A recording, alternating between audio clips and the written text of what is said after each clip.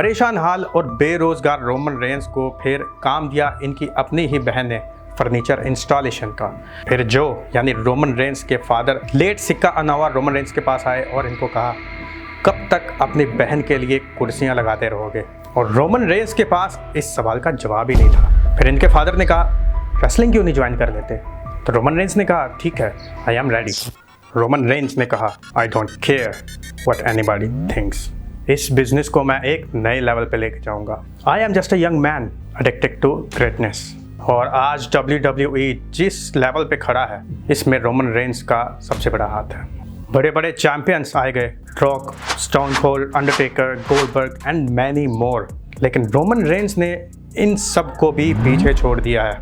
Roman Reigns WWE को आज जिस लेवल पे लेके आया है, उसके लिए उसने अपने आप को कैसे मनवाया, बात करेंगे आज के इस स्पेशल रोमन रेंस वीडियो में। तो वीडियो को लास्ट तक जरूर देखिए। एक वक्त था रोमन रेंस के पास 3 बेडरूम्स और एक बाथ वाला छोटा सा घर था और इनका एम था कुछ बड़ा करने को। आज का ट्राइबल चीफ WWE से पहले एक फुटबॉल प्लेयर था, लेकिन जब इनको पता चला मुझे तो ल्यूकेमिया है, तो इन्होंने फुटबॉल को छोड़ दिया।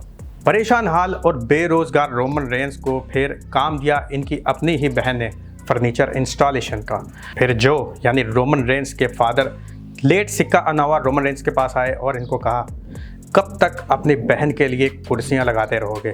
और रोमन रेंस के पास इस सवाल का जवाब ही नहीं था। फिर इनके फादर ने कहा, रेसलिंग क्यों नहीं ज्वाइन कर लेते? तो रोमन रेंस ने कहा, ठीक है, आई एम रेडी। 2010 में रोमन रेंस ने रेसलिंग की दुनिया में कदम रखा और ये थी वो दुनिया जो रोमन रेंस के लिए ही बनी थी। रोमन रेंस ने कहा, मुझे इसका तजर्बा तो नहीं, लेकिन अगर मुझे मौका मिलता रहा, then I can take every sport that I can. 31 October 2012 को जब जो अनावा ने NXT में डेब्यू किया, कोई सोच भी नहीं सकता था कि ये सुपरस्टार WWE के ऊपर राज करेगा। सिर्फ 2 साल के अरसे में ही WWE के लेजेंड्स रोमन रेंस के अंदर छुपे सितारे को पहचान चुके थे। फिर एक ग्रुप बना जिसको आज भी WWE के फैंस याद करते हैं, और वो ग्रुप था Roman Reigns, Seth Rollins and dean Ambrose का द शील्ड। सर्वाइवर सीरीज 2012 में द शील्ड का हुआ डेब्यू। अच्छा खासा मैच जारी था, CM पंक versus Rybak versus John Cena, लेकिन द शील्ड ने आके तबाही मचा दी। सब हैरान थे कि ये लोग आखिर है कौन। तब तो ये अनजान थे, लेकिन बहुत ही कम अरसे में सब इनको पसंद करने लगे। सिर्फ 1.5 ईयर में द शील्ड ने ऐसा नाम बनाया कि जिसको एक डिकेड गुजरने के बाद आज भी WWE के फैंस इनको याद रखे हुए हैं। रोमन रेंस को बड़ा सितारा बनाने के लिए फिर द शील्ड से निकालना भी ज़रूरी था। फिर ऐसा ही हुआ जब सेथ रॉलिंस ने Roman Reigns and dean Ambrose की कमर पर कुर्सी दे मारी और द शील्ड टूट गया। उसके बाद रोमन रेंस हीरो बन गए। आज रोमन रेंस कहता है, मैं कभी नहीं चाहता था कि द शील्ड टूटे और ना ही मैं कोई अच्छा इंसान बनना चाहता था। और यही हो गया WWE स्टोरी लाइन के मुताबिक। रोमन रेंस रॉयल रंबल जीत गया और क्राउड ने इस स्पेशल मोमेंट पर भी उनको बू किया। द बिग डॉग ने कहा, ऐसा करके वो मेरी पार्टी को बर्बाद करे थे, लेकिन इस सब के बावजूद मेरे पास एक पॉजिटिव पॉइंट था कि मैं रेसलमेनिया में जा रहा हूं। लेकिन रेसलमेनिया में भी क्राउड ने इनको बू कर दिया और यहाँ तक कि money in the bank briefcase holder Seth Rollins आ गए और रोमन रेंस का स्पॉट छीन लिया और बन गए न्यू WWE चैंपियन। इस सब मोमेंट में भी क्राउड ने सेथ रॉलिंस को चीयर किया और ये रोमन रेंस के लिए काफ़ी ज़्यादा दर्द भरा था।